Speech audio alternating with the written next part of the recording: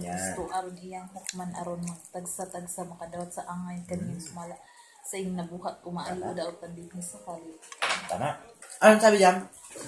Lahat tayo haharap sa atubangan ni Kristo ug hukman ang tanan. Kano? Nung ako'y nasa katoliko ka, kayo, tanong ko po, nung katoliko pa kayo, anong paniniwala niyo nung namatay kayo?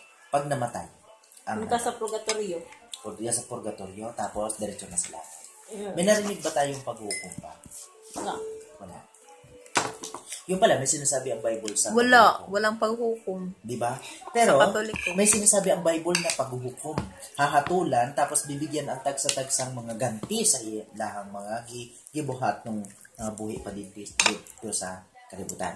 Kaya sabi dito, bakit kailangang mag-aral ng salita ng Diyos? Dahil ito ay nagbibigay ng babala tungkol sa paghukom na darating. May bibigay na babala, oy, hukuman pala tayo. Bible ang magsasabi doon. Ay, paano kapag hindi natin pag-aralan ng Bible? Hindi natin malalaman, di ba? Kung ano yung mga babala doon. Kung nga dapat. Ay, basta na lang.